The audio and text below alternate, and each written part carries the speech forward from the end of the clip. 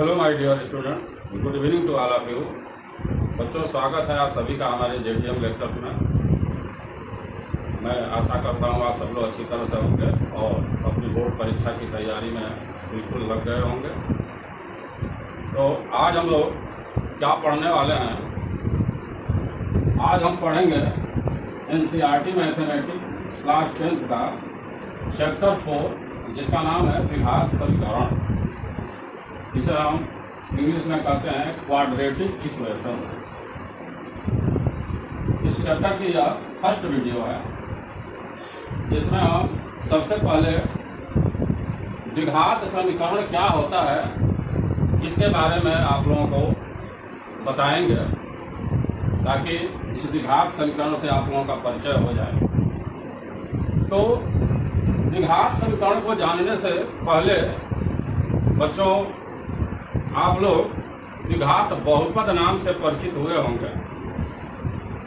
और द्विघात बहुपद का जो मानक रूप होता है वह होता है ax² + bx + c।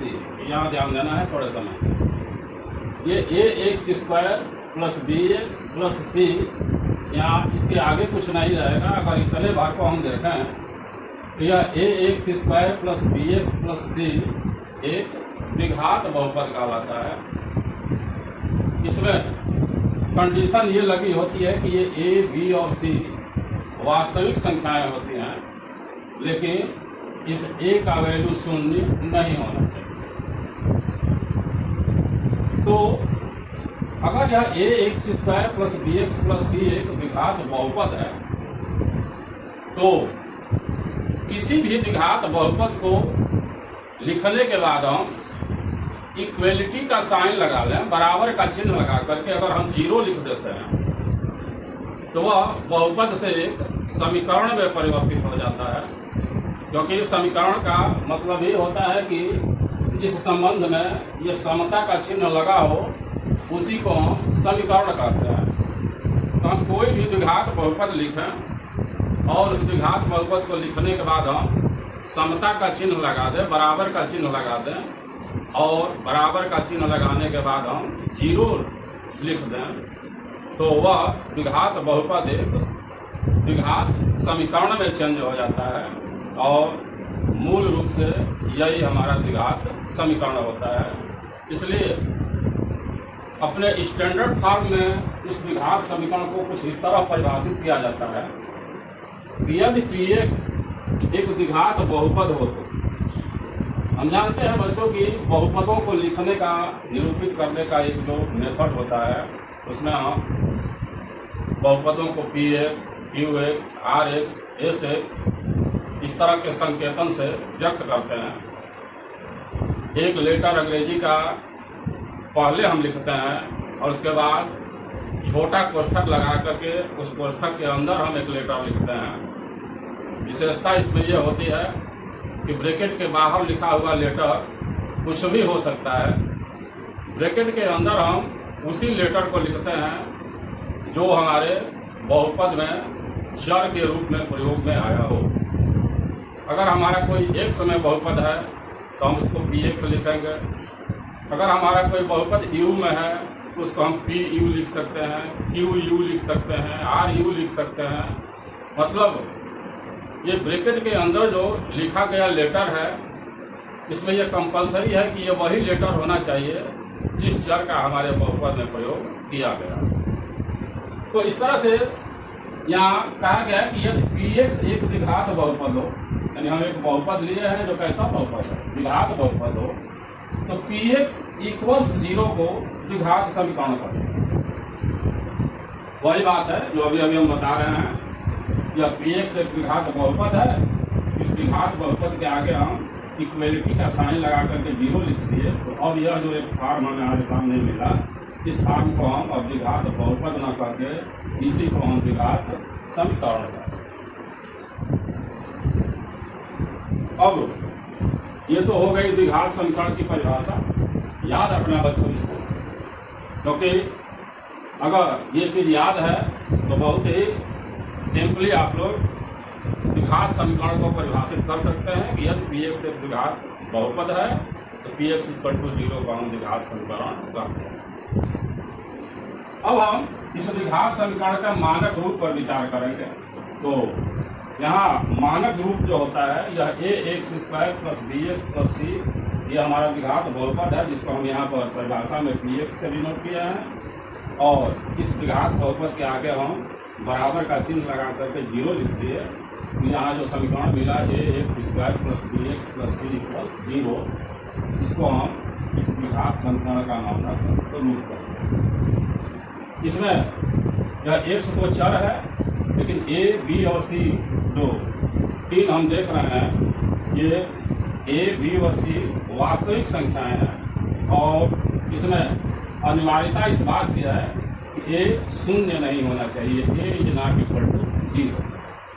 क्योंकि बच्चों जैसे ही इस a का वैल्यू 0 हो जाएगा तो यह पूरा पद ही शून्य हो जाएगा, और जब यह दो घात वाला पद ही शून्य हो जाएगा तो फिर यह बहुपद द्विघात बहुपद न होकर के यह जब इतना ही बच जाएगा कि bx + c = 0, तो इतने को हम रैखिक समीकरण कहेंगे, न कि द्विघात समीकरण कहेंगे। इसीलिए यह रिस्ट्रिक्शन लगा होता है कि इस ax² + bx + c = 0 में a, b व c वास्तविक संख्याएं हैं, किंतु इस a का वैल्यू शून्य नहीं होना चाहिए। भले ही b का वैल्यू शून्य हो जाए, c का वैल्यू शून्य हो जाए, b और c के मान शून्य भी हो सकते हैं, लेकिन a का मान कभी शून्य नहीं होना चाहिए। यहाँ हम कुछ उदाहरणों से भी स्पष्ट कर दिए हैं। हमें एक उदाहरण लिया है 2x² + 5x + 6 = 0। अगर हम इस फर्स्ट एग्जाम्पल का इस एग्जाम्पल से कंपैरिजन करें, तुलना करें, यहाँ x² है तो इसमें भी x² है, यहाँ a है तो यहाँ पर 2 है। इसका मतलब कि इस बहुपद में a का वैल्यू 2 है, इस b का वैल्यू 5 है और c का वैल्यू 6 है। यानी बिल्कुल ही इस मानक रूप से यह मेल खा रहा है। जो यह दूसरा है 2x² + x - 300 = 0, इसमें a का वैल्यू 2 है, b का वैल्यू 1 है और c का वैल्यू -300 है।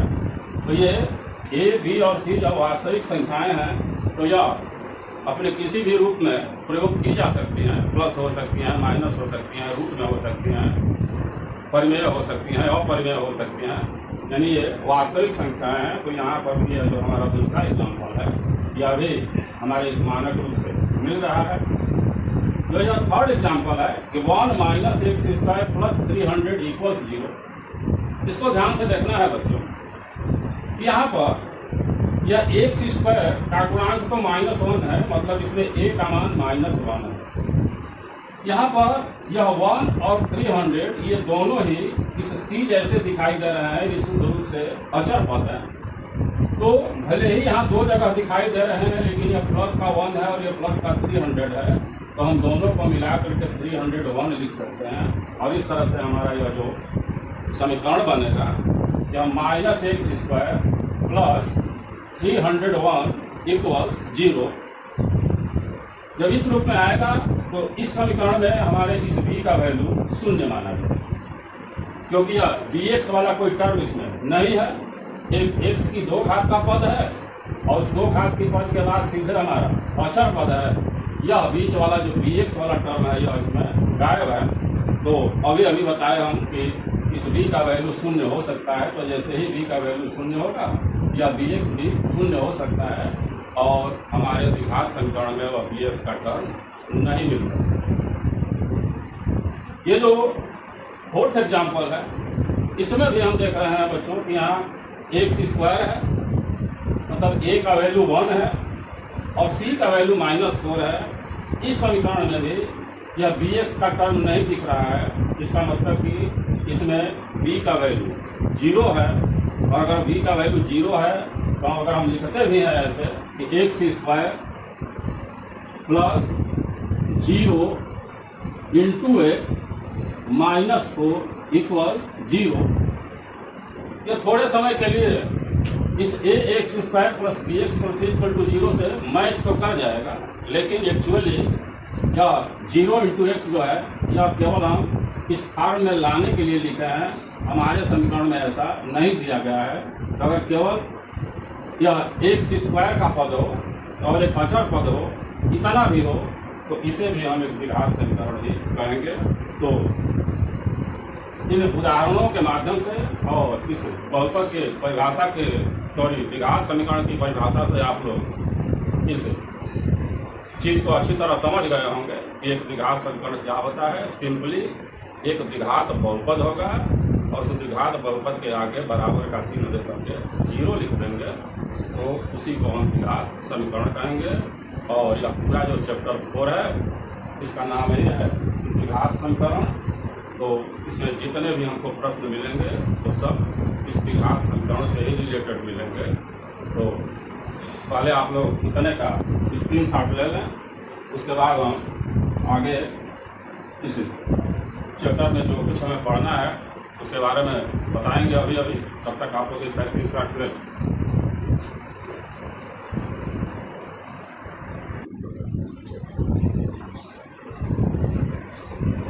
हमारे इस चैप्टर 4 यानी द्विघात समीकरण के प्रश्नावली 4.1 में यह फर्स्ट क्वेश्चन है कि जांच कीजिए कि क्या निम्न द्विघात समीकरण हैं। नीचे कुछ समीकरण दिए हुए हैं, हमें उस समीकरण को यह जांच करना है कि वह द्विघात समीकरण है अथवा नहीं है।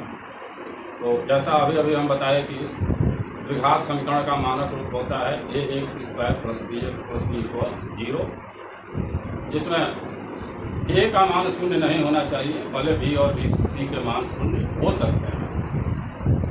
तो a का मान शून्य नहीं होना चाहिए, b और c शून्य हो सकते हैं। इसका मतलब यही है कि अगर a शून्य नहीं होता है तो समीकरण में ax² अवश्य हमें देखने को मिलेगा।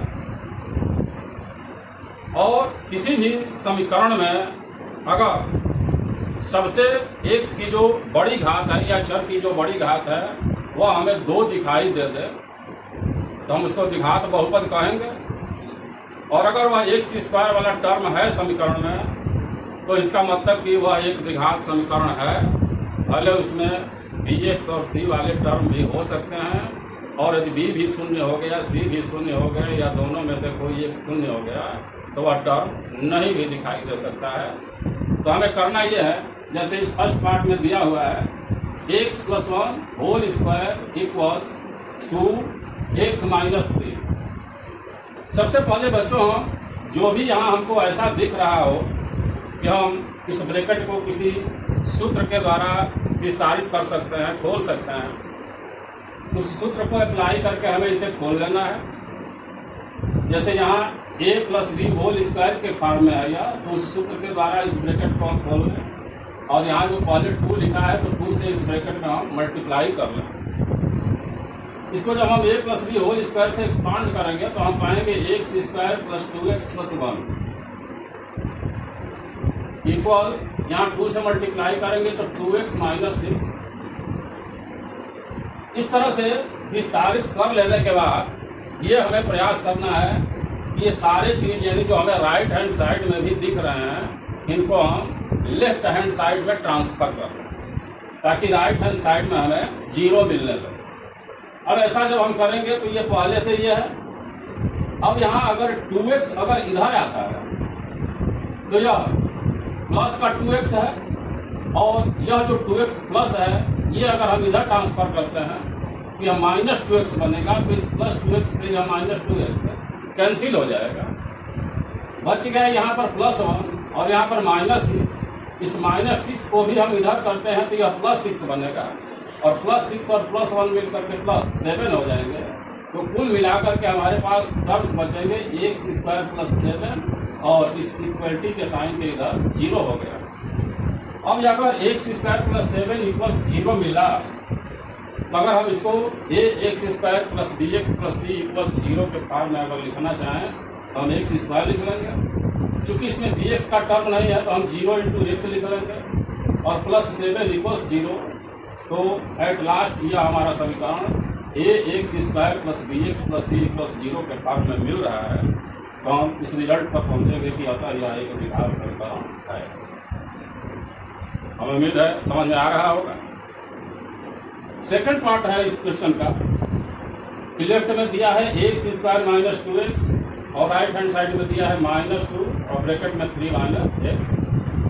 इसको एज इट इज जैसे है वैसे लिख लिया जाए। यहाँ -2 से जब हम इसमें मल्टीप्लाई करेंगे तो -2 में 3 का मल्टीप्लाई होकर -6 मिलेगा और -2 - x का मल्टीप्लाई होगा तो +2x मिलेगा। यहाँ अगर प्लस का 2x इधर आता है तो -2x बनेगा और पहले से भी -2x है, ये दोनों ऐड होकर के एक्स स्क्वायर माइनस 4x बनेंगे। और चूंकि राइट हैंड साइड में -6 है, इसको अगर हम लेफ्ट में करते हैं तो यह +6 बन जाएगा। तो अंत में हम पाएंगे एक्स स्क्वायर माइनस 4x + 6 = 0, जो already ax square plus bx plus c = 0 के फॉर्म में है। अतः यह भी एक विघात समीकरण है। ये थर्ड पार्ट में दिया है x - 2 दूसरे ब्रैकेट में x + 1 इक्वल्स, यहाँ एक ब्रैकेट में x - 1 और दूसरे में x + 3। यहाँ हमें इस दोनों ब्रैकेट का मल्टीप्लाई करने पड़ेगा और इधर भी दोनों ब्रैकेट का मल्टीप्लाई करना पड़ेगा। तो मल्टीप्लाई करने का नियम यह है बच्चों कि इस ब्रैकेट का कोई एक टर्म ले लो और इन दोनों में गुणा करो, फिर ये दूसरा टर्म ले लो, इससे भी इन दोनों में गुणा करो। तो इसका एक ये भी मेथड है कि यह x हम यहाँ लिख लिए और चूंकि इस x से इन दोनों में मल्टीप्लाई करना है तो यह x लिख करके और ब्रैकेट लगा करके हम इस दूसरे वाले ब्रैकेट को लिख लिए। फिर यहाँ जो -2 है, यह -2 हमने लिखा और चूंकि इस -2 से भी दोनों में मल्टीप्लाई करना है तो -2 लिख करके और फिर ब्रैकेट में हम इसको लिख लिए। यही काम हम इधर भी किए हैं, x यहाँ लिख लिए और इस दूसरे ब्रैकेट को ब्रैकेट सहित यहाँ लिख लिए। फिर -1 है और -1 में भी हमें इससे मल्टीप्लाई करना है तो इसको हम लिख लिए। अब हमें इसमें मल्टीप्लाई करके विस्तारित कर लेना है। x स्क्वायर प्लस x में 1 का मल्टीप्लाई हुआ तो x, -2 और x का मल्टीप्लाई हुआ तो -2x और -2 और 1 का हुआ तो -2। ये हमारे लेफ्ट हैंड साइड का विस्तार हो गया। यहाँ होगा x स्क्वायर प्लस 3x और -x और -3।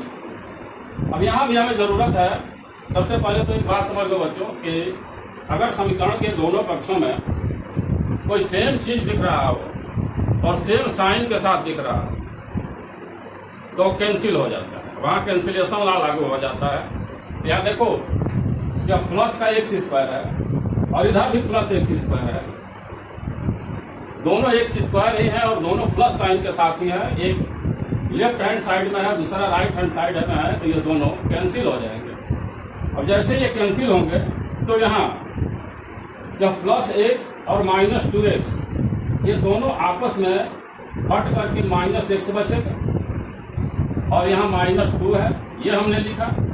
यहाँ देखो +3x में -x है, यह घट करके +2x बचेगा और इस +2x को अगर हम इधर लिखते हैं तो यह -2x बनेगा। फिर से समझ लो, ये x स्क्वायर कैंसिल हो गया। यहाँ +x और -2x है, ये दोनों आपस में विपरीत चिन्ह वाले हैं तो घटेगा और घट करके यह -x बनेगा। और यहाँ देख लो प्लस में 3x है और माइनस में x है, ये भी आपस में घटेंगे तो प्लस में 2x मिलेगा। अब यहाँ ये दोनों -x हो गए और यह +2x होगा। इस +2x को जब हम इधर करेंगे तो यह -2x होगा। तो x सभी एक तरफ हो गए। अचर पद में यहाँ -2 है और यहाँ -3 है। इस -3 को अगर हम इधर करते हैं तो +3 बनेगा, यानी -2 और +3 दिख रहा है। अब इसका फिर जब हम आपस में जोड़ घटाना करेंगे तो -x और -2x -3x हो जाएगा और -2 + 3 + 1 हो जाएगा। अब यहाँ हम देख रहे हैं कि -3x + 1 = 0 मिला। इसमें x की 2 घात का कोई पद ही नहीं है, जबकि हम जानते हैं कि ax स्क्वायर + bx + c = 0 जो मानक रूप होता है उसमें a का वैल्यू कभी शून्य नहीं होना चाहिए। अगर a का वैल्यू शून्य हो गया अर्थात x स्क्वायर का पद ही अगर गायब हो गया तो फिर वह द्विघात समीकरण नहीं कहलाएगा। तो यहाँ चूंकि -3x + 1 = 0 मिल रहा है, इसमें x की 2 घात का कोई टर्म नहीं है, अतः हम लिखेंगे कि अतः यह द्विघात समीकरण नहीं है, यह एक रैखिक समीकरण कहता है। फोर्थ पार्ट में है x - 3 2x + 1 और इधर है x + 5। अब आप लोगों को कुछ समझ में आ रहा होगा, अपने भी कर सकते हैं। यहाँ इसी तरह हम x लिख लिए और इस दूसरे ब्रैकेट को यहाँ लिखे, फिर -3 और फिर इसको यहाँ लिखे, और इधर जब दोनों का मल्टीप्लाई किए तो x x मल्टीप्लाई होकर x² और x में 5 का मल्टीप्लाई होगा तो 5x। ये मल्टीप्लाई करने से 2x² बना, प्लस x में 1 का हुआ तो x, -3 2 जा 6x, और -3 और +1 का मल्टीप्लाई हुआ तो -3, और इधर यही रह गया x² + 5x। अब यहाँ इस पूरे राइट हैंड साइड को जब हम लेफ्ट में करेंगे तो यहाँ पर प्लस में 2x² है, इधर से x² आएगा तो माइनस होकर आएगा, तो 2x² में से वो x² माइनस हुआ तो x² बचा। यहाँ पर +x और -6x है, ये आपस में घट करके -5x मिलेगा, और जो +5x है यह भी इधर आएगा तो -5x होगा, तो ये -5x और वो -5x मिलकर के -10x और एक अचर संख्या -3 बची है। तो एट लास्ट हम पाएंगे x² -10x -3 = 0। अब जो हम देख रहे हैं कि ऑलरेडी x² + bx + c = 0 के फॉर्म में है, तो इसे हम लिख सकते हैं कि अतः एक विधायक समीकरण है। तो यही इस क्वेश्चन के सभी पार्ट में करना है, जो भी हमें दिया हुआ है उसको सूत्रों के द्वारा विस्तारित कर लें, या सूत्रों के द्वारा विस्तारित करने लायक नहीं है तो मल्टीप्लाई करके ब्रैकेट है तो खोल लें, और अंत में हम यही ध्यान दें कि जो हमें समीकरण मिल रहा है उसमें x² का टर्म मिल रहा है या नहीं। अगर x² का टर्म मिल रहा है तो कन्फर्मली वह द्विघात समीकरण है, और अगर x² नहीं मिल रहा है तो वह द्विघात समीकरण नहीं। तो इसका भी आप लोग स्क्रीनशॉट ले लें।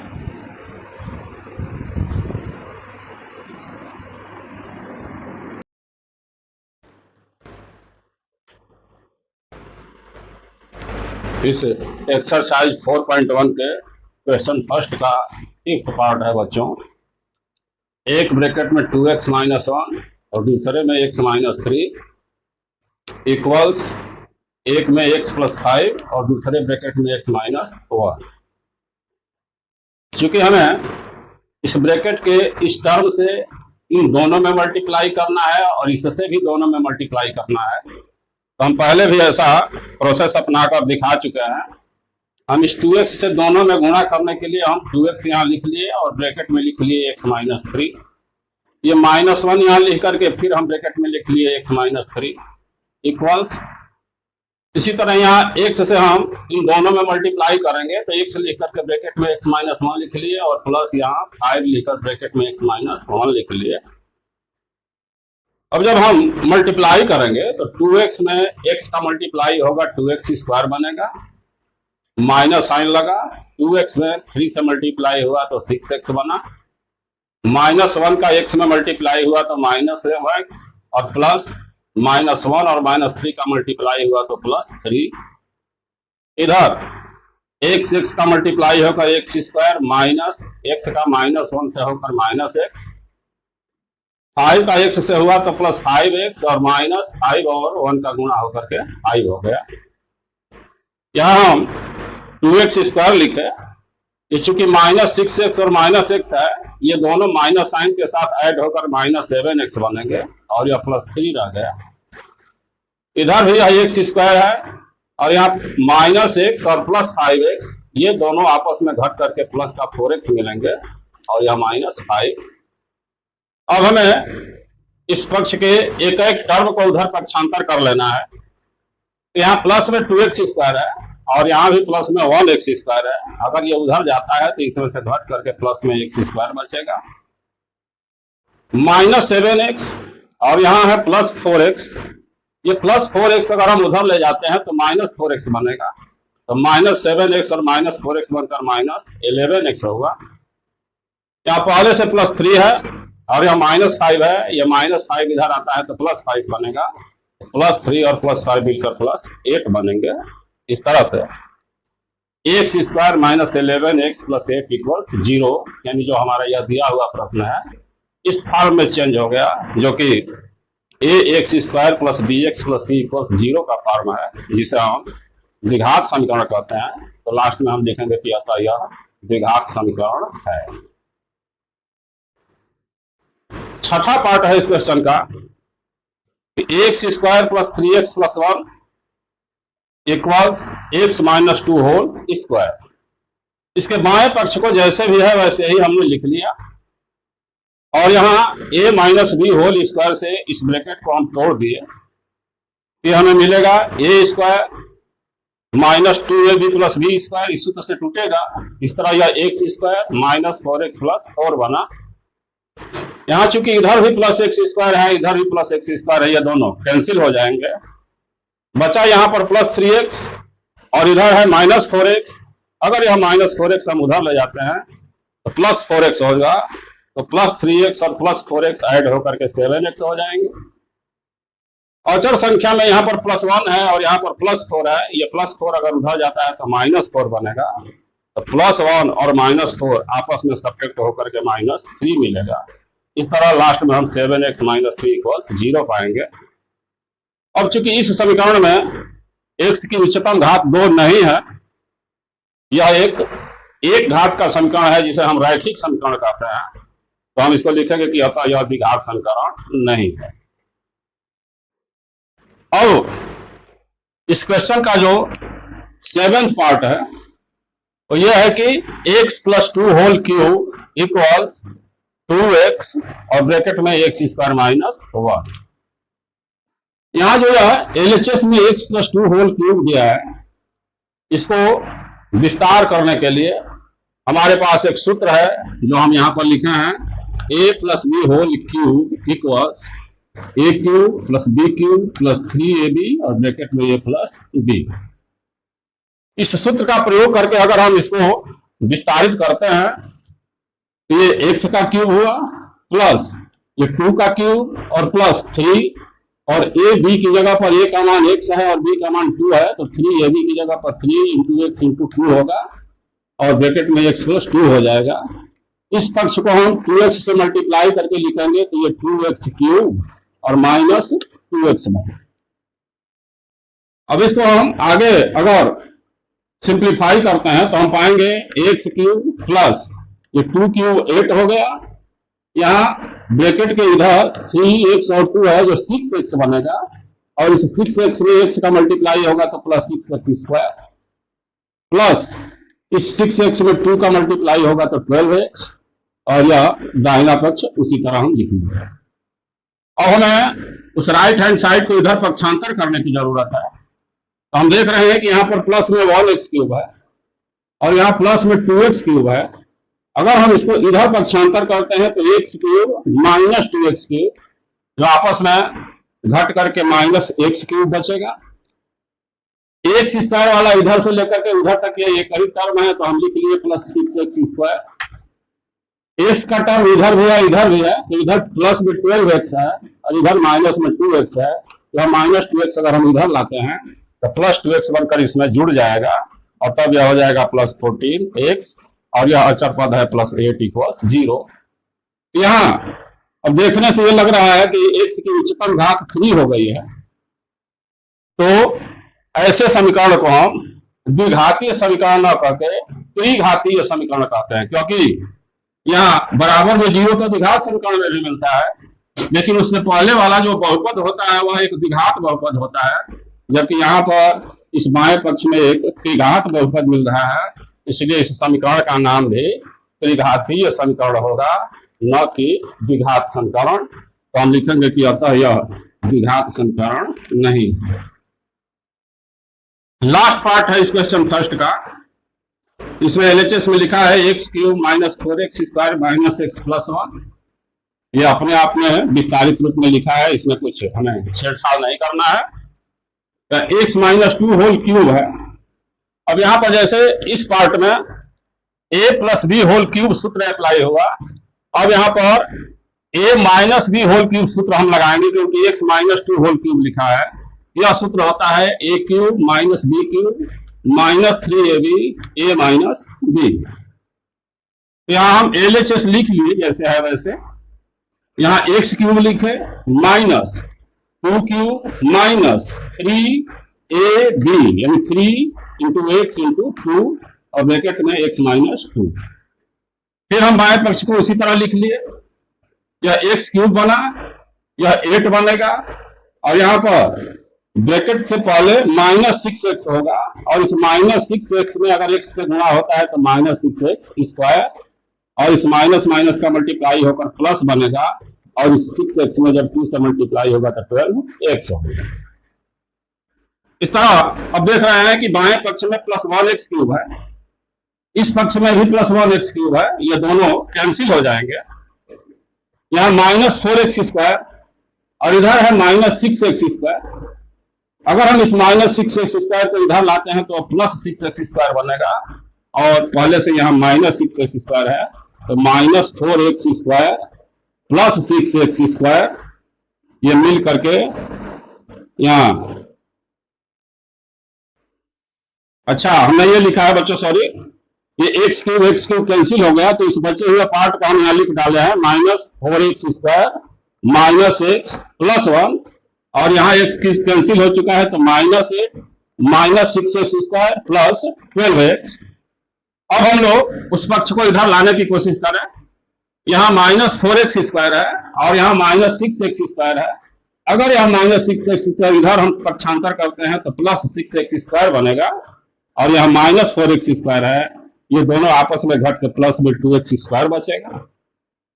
यहाँ -x है और यहाँ +12x है, +12x अगर इधर हम लाते हैं, यह -x और -12x मिलकर -13x हो जाएंगे, और यहाँ प्लस में 1 है, यहाँ -8 है, अगर यह -8 इधर आता है तो +8 बनेगा, जो 1 में जुड़ करके +9 हो जाएगा। इस तरह से यह 2x² - 13x + 9 = 0, जो ax² + bx + c = 0 के फॉर्म में है, तो अतः यह द्विघात समीकरण है। इस तरह से हमारा क्वेश्चन 1 कंप्लीट हुआ। आप लोग इसका स्क्रीनशॉट ले लें।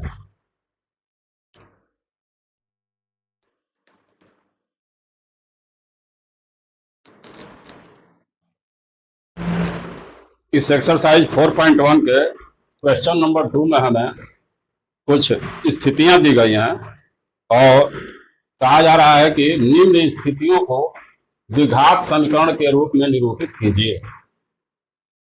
बच्चों, इस एक्सरसाइज में या इसके आगे वाले जो एक्सरसाइज आएंगे उनमें हमें द्विघात समीकरणों को हल करने की विधियों का अध्ययन करना पड़ेगा, और जो विधियां हमारे सिलेबस में प्रिस्क्राइब्ड हैं उन विधियों के द्वारा हम द्विघात समीकरणों को हल करेंगे। लेकिन यहाँ सिर्फ ये कहा जा रहा है कि निम्न स्थितियों को द्विघात समीकरण के रूप में निरूपित कीजिए। यहाँ इस क्वेश्चन नंबर 2 में 4 पार्ट हैं, और चारों पार्ट में प्रश्न में जो हमें स्टेटमेंट दिए गए हैं, जो स्थितियां बताई गई हैं, उन स्थितियों के आधार पर हमें एक द्विघात समीकरण बना देना है। उस द्विघात समीकरण को हल नहीं करना है। यहाँ केवल हमें यह सीखना है कि प्रश्न में कुछ स्थितियां अगर हमें दी जा रही हैं तो हम उन स्थितियों के आधार पर द्विघात समीकरण किस प्रकार बनाएंगे। तो देखा जाए कि क्या स्थिति दी गई है और उसमें हम कैसे कैसे द्विघात समीकरण बना सकते हैं। तो ये जो फर्स्ट पार्ट है, इसने दिया है कि एक आयताकार भूखंड का क्षेत्रफल 528 मीटर स्क्वायर है। क्षेत्र की लंबाई मीटरों में चौड़ाई के दुगने से 1 अधिक है। हमें भूखंड की लंबाई और चौड़ाई ज्ञात करनी है। मतलब अगर इतना हमें दिया हुआ हो कि एक आयताकार के भूखंड का क्षेत्रफल दिया गया है और उसकी लंबाई चौड़ाई में कुछ संबंध दिया गया है, तो इस आधार पर हम कैसे द्विघात समीकरण बनाएंगे, और जब इस द्विघात समीकरण को हम हल करेंगे तो हमें भूखंड की लंबाई भी ज्ञात हो जाएगी और उसकी चौड़ाई भी ज्ञात हो जाएगी। इसीलिए लास्ट में लिखा है कि हमें भूखंड की लंबाई और चौड़ाई ज्ञात करनी है। मतलब ऐसा अगर है तो हम कैसे द्विघात समीकरण बनाएंगे, इस स्थिति को द्विघात समीकरण के रूप में हमें निरूपित करना है। तो देखो बच्चों, यहाँ ये देखने से लग रहा है कि लिखा है कि क्षेत्र की लंबाई चौड़ाई के दुगने से 1 अधिक है। तो अगर हम लोग मान लें कि माना भूखंड की चौड़ाई मीटरों में x है, तो इसकी लंबाई हो जाएगी चौड़ाई के दुगने से 1 अधिक है, तो इस चौड़ाई का दुगना हो जाएगा 2x, और 2x से भी 1 अधिक है, इसका मतलब कि उसकी लंबाई हो जाएगी 2x + 1 मीटर। माना भूखंड की चौड़ाई मीटरों में x है, तो प्रश्न के अनुसार ही इसकी लंबाई हो जाएगी 2x + 1 मीटर। अब जब हमें भूखंड की चौड़ाई हम मान लिए और उसी बेस पर हमको लंबाई भी मिल गई, तो दिया है कि भूखंड का क्षेत्रफल 528 मीटर स्क्वायर है। अब अगर आयताकार भूखंड है तो हम जानते हैं कि आयताकार भूखंड का क्षेत्रफल होता है लंबाई गुणा चौड़ाई। तो लंबाई ये 2x + 1 हो गया, चौड़ाई x हो गया, मतलब इसी लंबाई और चौड़ाई का जो गुणनफल है उसे हम भूखंड का क्षेत्रफल कहेंगे, और प्रश्नानुसार वही क्षेत्रफल हमें 528 मीटर स्क्वायर दिया हुआ है। तो यहाँ इस चौड़ाई और लंबाई को लिख लेने के बाद हम यहाँ लिखेंगे कि प्रश्नानुसार x और ब्रैकेट में 2x + 1, जिसका सीधा अर्थ यह है कि ये लंबाई है और ये चौड़ाई है, और यहाँ लंबाई और चौड़ाई का हम मल्टीप्लाई किया है, और जब यह मल्टीप्लाई किए हैं तो निश्चित रूप से यह भूखंड का क्षेत्रफल बनेगा, और यह क्षेत्रफल हमें दिया हुआ है 528 मीटर स्क्वायर। तो हम लिख लिए कि x और ब्रैकेट में 2x + 1 = 528। अब सिंपली यहाँ पर इस ब्रैकेट का गुणा कर देना है और इसको भी इधर ही पक्षांतर कर लेना है। जब हम इसमें मल्टीप्लाई करेंगे तो ये बनेगा 2x² प्लस x में 1 का मल्टीप्लाई होगा तो x = 528। अगर हम इसको भी इधर ट्रांसफर कर लेते हैं तो 2x² + x - 528 = 0। इस तरह ये जो लास्ट में हमें मिला यह ax² + bx + c के फॉर्म का समीकरण है, जिसे हम एक द्विघात समीकरण कहते हैं। तो जो भी इस प्रश्न में स्थिति बताई गई है उस स्थिति के आधार पर हमने द्विघात समीकरण बना दिया। 2x² + x - 528 = 0, और यही इस प्रश्न का आंसर बनेगा। यहाँ हमें इस द्विघात समीकरण को हल करके अब लंबाई चौड़ाई निकालने को नहीं कहा जा रहा है। प्रश्न का सीधा अर्थ है कि निम्न स्थितियों को द्विघात समीकरण के रूप में निरूपित कीजिए, केवल हमें द्विघात समीकरण बना करके छोड़ देना है। तो हमें उम्मीद है कि ये समझ में आया होगा। आप लोग इसका स्क्रीनशॉट ले लें, हम अगला पार्ट भी बताएं।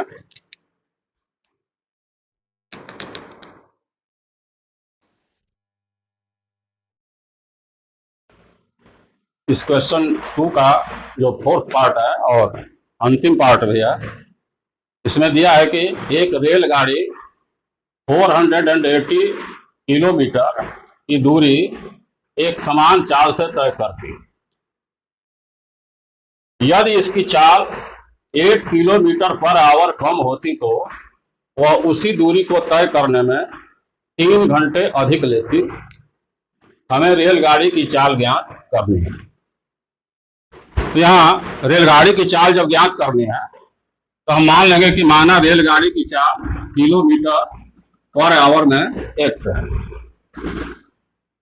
अब चाल को हम मान लिए कि यह x है और डिस्टेंस हमको पता है कि वह रेलगाड़ी 480 किलोमीटर का डिस्टेंस तय करती है। तो इस चाल x से इतना डिस्टेंस तय करने में कितना समय लगेगा, यानी हम यहाँ लिखेंगे कि 480 किलोमीटर की दूरी तय करने में लगा समय। चूंकि हमें 2 बार समय निकालना है इसलिए हम इस समय को t1 लिख देंगे। यह समय हम निकालेंगे, हमारे पास एक सूत्र होता है दूरी बटा चाल। तो दूरी हमको तय करनी है 480 और चाल हम मान लिए x।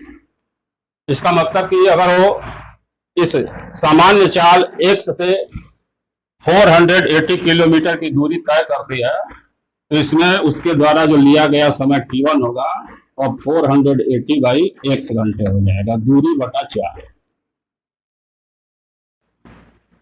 दूसरी स्थिति यह है, कहा जा रहा है कि यदि इसकी चाल 8 किलोमीटर/आवर कम होती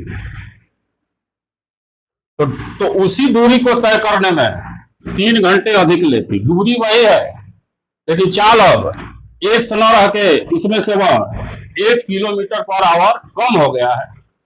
तो यहाँ हम लिखेंगे कि चाल कम होने पर उसी दूरी को तय करने में लगा समय, और अब की बार के समय को हम T2 लिख लेंगे। चूंकि डिस्टेंस वही है 480, लेकिन अब चाल एक समय रह के उसमें से 8 किलोमीटर पर आवर कम हो गया, तो अब हमारी चाल मिलेगी x - 8 किलोमीटर पर आवर। तो फिर वही फार्मूला यहाँ पर कि दूरी बटा चाल। अब यहाँ दूरी तो वही है, लेकिन अब चाल x न होकर के x - 8 हो गया। अब ये दो समय हमको मिल गए। एक सामान्य चाल से चलने पर जो समय लग रहा है वो हमको इतना मिला, और जब चाल 8 किलोमीटर पर आवर कम हो जा रहा है तब उसी डिस्टेंस को चलने में इतना समय लग रहा है। लेकिन प्रश्न में हमें दिया गया है कि यदि इसकी चाल 8 किलोमीटर पर आवर कम होती तो वह उसी दूरी को तय करने में 3 घंटे अधिक लेती। इसी को समझना है। यानी यहाँ जब चाल कम हो गई तो उसी दूरी को तय करने में ये जो समय लगा है, इस समय की तुलना में ये 3 घंटा अधिक है। यानी T2 जो है इस T1 की तुलना में 3 घंटे अधिक है। इसका मतलब कि अगर हम T2 में से T1 को घटाते हैं तो हमको 3 मिलेगा।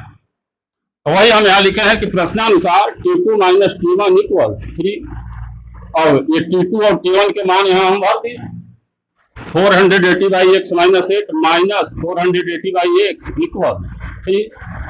यहाँ हम दोनों का एलसीएम ले लिए तो हमको मिला x और x - 8। यहाँ जब हम सॉल्व किए तो ये x - 8 वाला फैक्टर कट गया, x से इसमें मल्टीप्लाई हुआ तो 480x मिला। फिर हम माइनस साइन लगा इस 480 में। अब यहाँ चूंकि x कट जाएगा तो ये 480 में पहले हम x का मल्टीप्लाई करेंगे तो -480x मिलेगा, और जब इसी 480 में हम -8 का मल्टीप्लाई करेंगे तो यह माइनस माइनस गुणा होकर के प्लस बनेगा, और वह गुणनफल हमको इतना मिलेगा 3840। यहाँ प्लस 480x है, यहाँ -480x है, ये दोनों कैंसिल हो जाएंगे।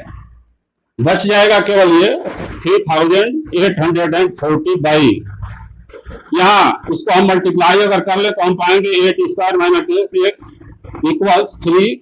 अब यहाँ क्रॉस मल्टीप्लीकेशन कर देंगे, यानी 3 से जब इसमें मल्टीप्लाई होगा तो यह बनेगा 3x² -8x में 3 से मल्टीप्लाई होगा तो -24x, और ये जो बटा में 1 माना जा सकता है तो 1 में जब इसका मल्टीप्लाई होगा तो ये इतना ही रह जाएगा 3840।